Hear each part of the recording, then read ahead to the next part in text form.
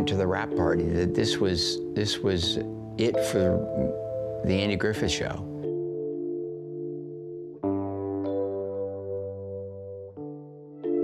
Ron Howard might have been the beloved red-headed child on the Andy Griffith Show, but life behind the cameras wasn't as perfect as it looked on television.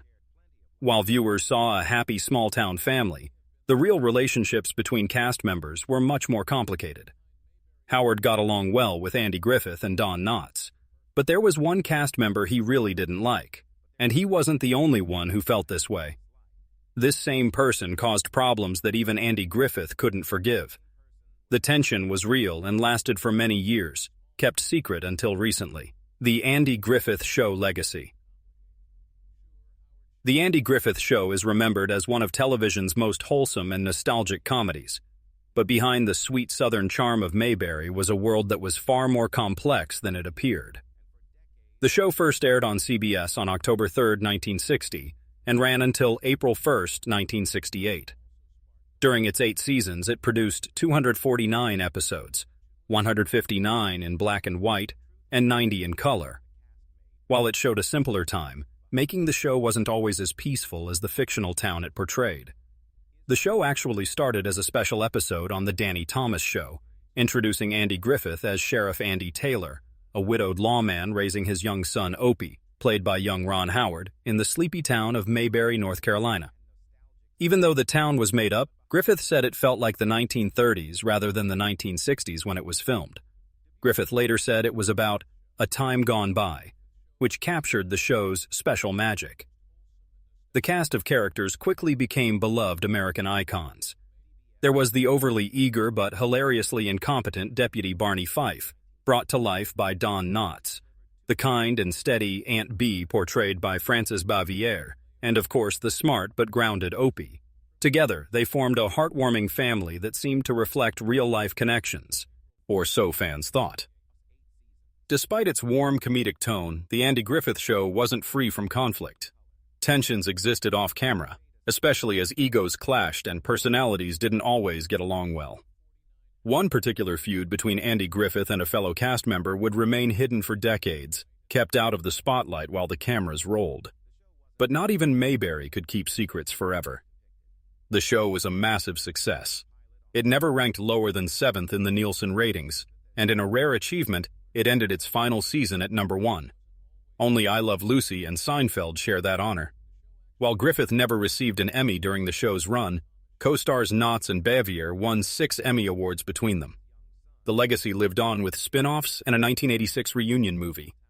To this day, fans celebrate Mayberry at an annual festival in Griffith's hometown of Mount Airy, North Carolina, still holding on to a town that never really existed, and a show that was anything but simple behind the scenes.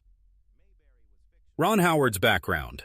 Ron Howard may be best known today as an acclaimed Hollywood director, but long before he stood behind the camera, he was America's favorite red-headed boy on one of TV's most beloved sitcoms. Born on March 1, 1954 in Duncan, Oklahoma, Ronald William Howard was born into a show business family. His father, Rance Howard, was an actor, writer, and director who changed his name from Rance Beckenhalt when he entered show business. At the time of Ron's birth, Rance was serving a 3-year term in the U.S. Air Force. His mother, Jean Spiegel Howard, was also an actress, making show business a family affair from the very beginning. Ron's heritage includes German, English, Scottish, Irish, and Dutch roots, an American mix that mirrored the wholesome characters he would come to portray. He was educated partly on studio sets like Desilu, where he was tutored as a working child actor, and partly in California's Burbank schools, including John Burroughs High School. Though he later attended USC's prestigious School of Cinematic Arts, he didn't graduate because his calling was already pulling him elsewhere. By age 5, Ron Howard had already built an impressive resume. His first credited film role came in The Journey, and he soon appeared in various TV shows like The Twilight Zone, The DuPont Show with June Allison, Dennis the Menace, and The Many Loves of Dobie Gillis. But his true breakout came in 1960 when he landed the role that would change everything: Opie Taylor on The Andy Griffith Show. Credited then as Ronnie Howard, he played the young son of Sheriff Andy Taylor for all 8 seasons of the series. Looking back on his first days on set, Howard once recalled being preoccupied with a toy turtle he had to pretend was real and dead. He remembered Griffith looking at that little turtle and talking to him about how it was funny to have to pretend it was dead. Howard recalled just having a very relaxed first impression. That balance of gentle guidance and subtle humor was exactly the kind of tone that defined the series. Even though it aired in the 1960s, The Andy Griffith Show deliberately created a tone of old-fashioned Americana. It was timeless, nostalgic, and radiated the warmth of a simpler era. Alongside Don Knotts' unforgettable portrayal of Barney Fife, Frances Bavier's wise and nurturing Aunt Bee, and a colorful ensemble of Mayberry townspeople, the show became a staple in American homes. Howard's career didn't stop when The Andy Griffith Show ended. In fact, it only gained momentum. In 1974, he found a second wave of fame playing Richie Cunningham on Happy Days. What began as a segment of Love American Style quickly spun off into a hit series. As the wholesome, clean-cut Richie, Howard played the perfect contrast to Henry Winkler's leather-jacketed street-smart Fonzie. Their chemistry was real both on-screen and off, and the duo helped catapult the show into pop culture legend. Still, Howard had his sights set beyond acting. Even while filming Happy Days, he was already exploring life behind the camera lens. His directorial debut came with the 1977 film Grand Theft Auto, a low-budget action comedy he co-wrote with his father. The opportunity was part of a clever deal with producer Roger Corman. Howard would star in Eat My Dust in exchange for the chance to direct his own film. It was a turning point. Throughout the late 1970s and early 1980s, Howard directed several TV movies for NBC, including the 1980 film Skyward, starring screen legend Bette Davis. But his big break as a director came in 1982 with Night Shift, a wild comedy featuring Shelley Long, Michael Keaton, and Henry Winkler. It marked Howard's arrival as a new creative force behind the camera. From there, he was unstoppable. In 1984, he directed Splash, a romantic fantasy comedy starring Tom Hanks, Daryl Hannah, Eugene Levy, and John Candy. The film was both a box office and critical success, proving Howard could deliver hits with heart, humor, and wide appeal. What began with a toy turtle and a role as Opie Taylor became a lifelong career. Ron Howard was never just a child actor. He was a storyteller in training, and once he stepped behind the camera, he made sure Hollywood never forgot it. Tensions behind the scenes. The drama on The Andy Griffith Show didn't just unfold in front of the camera. In fact, some of the most emotional storylines were happening behind the scenes between two of the show's biggest stars. Andy Griffith and Frances Bavier were television royalty, iconic figures of mid-20th century entertainment best known for their warm portrayals of Sheriff Andy Taylor and Aunt Bee. But while they radiated harmony on screen, off-screen, their relationship was anything but friendly. The tension between Griffith and Bavier added a dramatic layer to an otherwise feel-good classic. For decades, this rift sparked curiosity among fans and entertainment historians alike. The root of their friction lay in deep personality clashes and differing professional values. It wasn't a brief misunderstanding. It was a Cold War that quietly simmered behind Mayberry's white picket fences and followed them long after the final episode aired. At the show's heart was Andy Griffith playing the calm and collected Sheriff Andy Taylor. With a steady hand and a disarming smile, Sheriff Taylor brought peace to Mayberry without ever raising his voice. He was a widowed father, a wise lawman, and a steady moral compass for the town, balancing parenting, policing, and neighborly disputes with timeless grace. His charm defined the show's tone: warm, grounded, and quietly heroic. Sharing that warm space on the show was Frances Bavier, cast as Aunt Bee, Andy Taylor's no-nonsense, kind-hearted aunt. Aunt Bee wasn't just a caretaker. She was the emotional center of the Taylor household. Her character provided comforting meals, gentle scoldings, and homespun wisdom. Bavier's portrayal made Aunt Bee a cultural touchstone, the quintessential television aunt. Together, Sheriff Taylor and Aunt Bee represented a sense of home and community that millions of viewers adored. But while their characters painted the perfect picture of small-town family life, reality behind the scenes was far more turbulent. The tension between Griffith and Bavier stemmed from fundamental differences in how they approached their craft and each other. Bavier, known for being deeply private, maintained a deliberate distance from her co-stars. While Andy Griffith was warm and sociable off-screen, Bavière preferred solitude. To some, this came across as cold or standoffish. But it wasn't just her reserved nature that caused friction. It was her exacting standards. She took her role seriously and expected the same from everyone around her. Ron Howard, who played Little Opie Taylor, has often spoken about the positive impact Griffith had on the set. However, Howard Morris, who played Ernest T. Bass and directed several episodes, once described working with Bavière as like navigating a minefield. A seemingly simple direction, such as asking her to move a few inches for camera framing, could trigger strong resistance. She was particular about her space and presentation, and any challenge to that was unwelcome. Her precision, while admirable, sometimes led to uncomfortable standoffs with her colleagues. Griffith himself shared one memorable and painful attempt at reconciliation. He had once visited Bavière unannounced at her home, hoping to mend fences. The gesture backfired. Bavière, fiercely protective of her privacy, was not pleased by the surprise visit. Rather than healing old wounds, the encounter deepened them, reinforcing the wall between them. But as life has a way of humbling even the most resolute hearts, change eventually came. Near the end of her life, Bavière was battling cancer, a fight that brought with it moments of reflection. She picked up the phone and called Griffith. After years of tension, she was ready to speak honestly. Griffith later recalled the moment, saying Bavière apologized sincerely. "I'm sorry we didn't get along better. It was my fault." She admitted to being difficult, acknowledged his leadership on the show, and credited him with much of its success. It was a powerful gesture, one that finally put to rest years of unresolved emotion. Frances Bavière passed away in 1989 at the age of 86. Though raised in New York City, she spent her final years in North Carolina, the very place her character Aunt Bee had lived on screen. She retired from acting in 1972 and embraced a quieter life in Siler City, a small town where she found peace and connection. Locals recalled her as private but kind, a far cry from the misunderstood persona she carried in Hollywood. Toward the end of her life, Bavière struggled with serious health problems, particularly heart-related complications. She spent her final days under medical care at Chatham Hospital. Just a week before her passing, she was released from the coronary care unit, though her condition remained fragile. While her official cause of death was never publicly confirmed, many believe it was due to her ongoing heart issues. Even in her final chapter, she maintained the same dignity and reserve that had defined her life and career.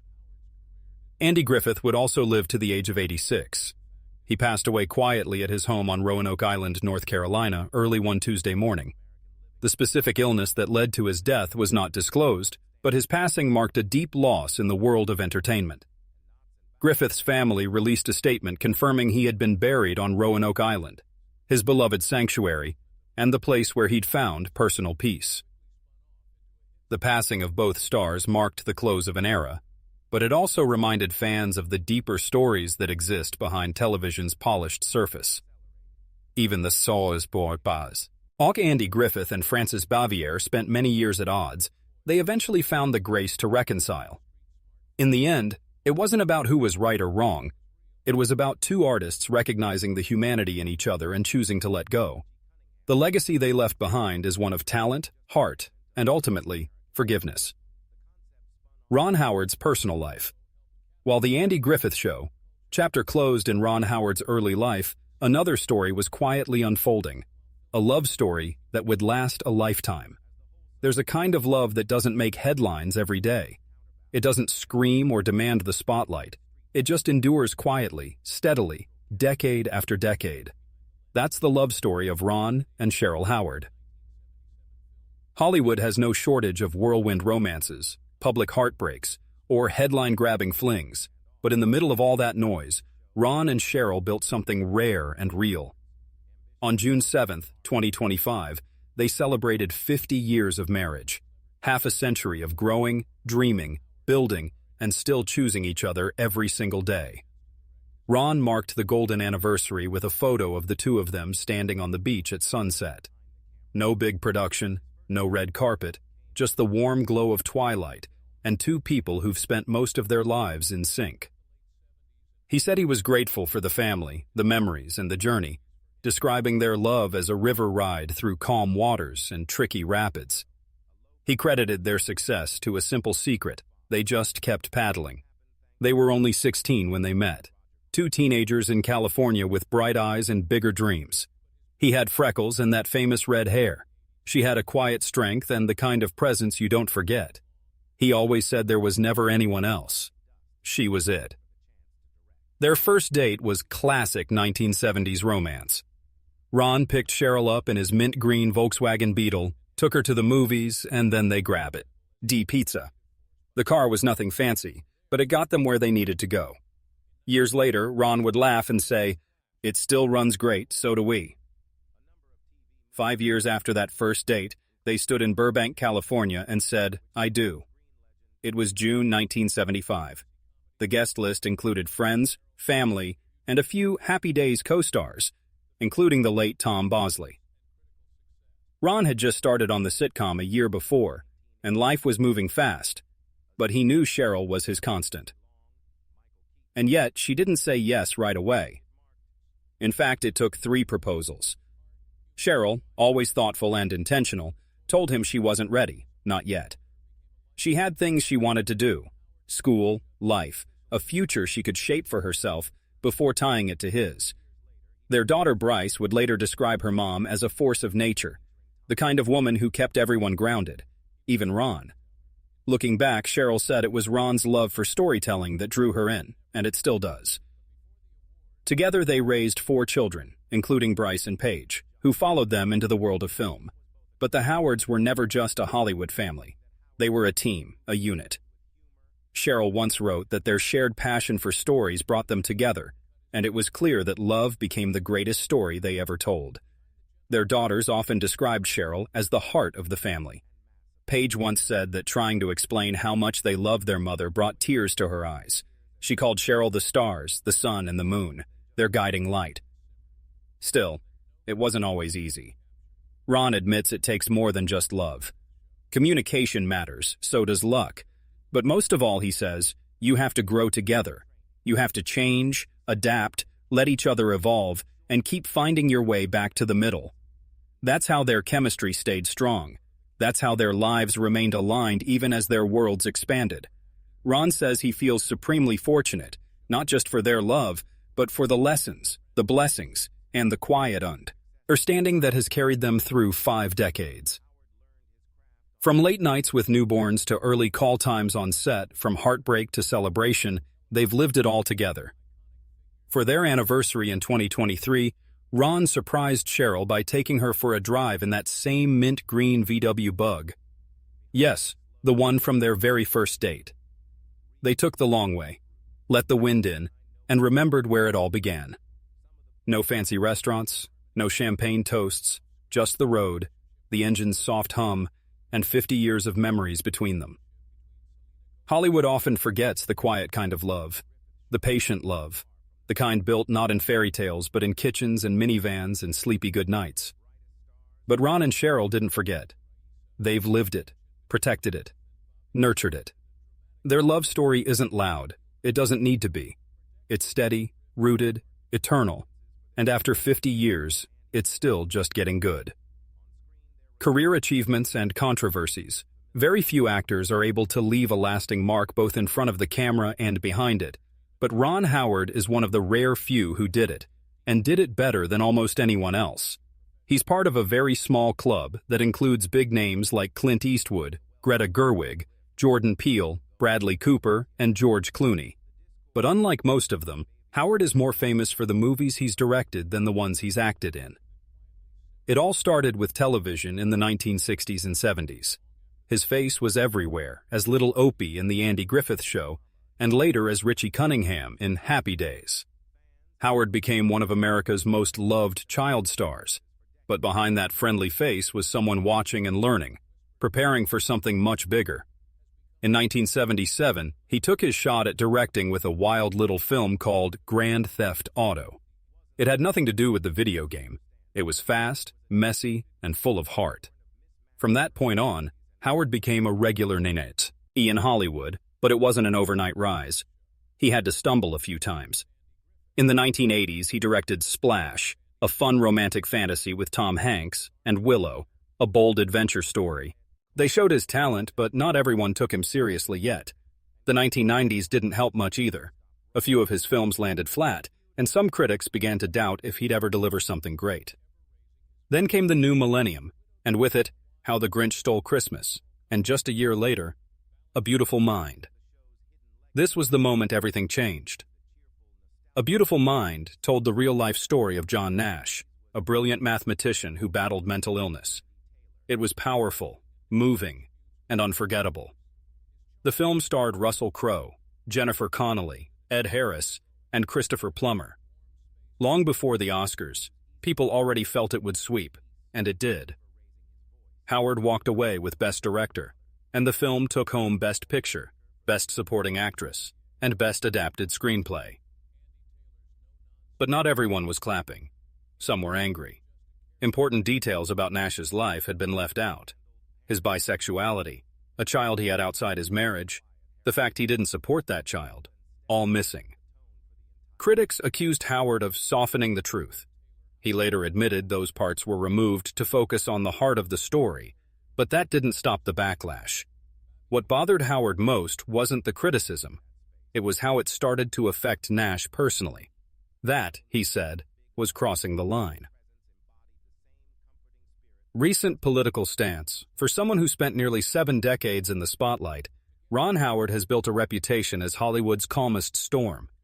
He's steady, soft-spoken, the kind of director studios trust when they don't want drama, just results. But even a man like that has lines he won't let others cross, and in the last few years, those lines have gotten clearer. Howard once turned J.D. Vance's best-selling memoir, Hillbilly Elegy, into a high-profile Netflix film. It was a project Howard approached with care, focusing on the grit and resilience in Vance's upbringing. At the time, politics didn't dominate their conversations. Vance wasn't a senator then. He wasn't even involved in politics. That suited Howard just fine. He wasn't looking for a policy partner. He was looking for a story. But the man Howard once tried to understand has since taken a different path. Vance is now a politician, possibly on the verge of becoming vice president, and his current rhetoric is a world apart from the person Howard once knew. The filmmaker has made it clear, without any dramatic outbursts, that he's both surprised and disappointed by what Vance has become.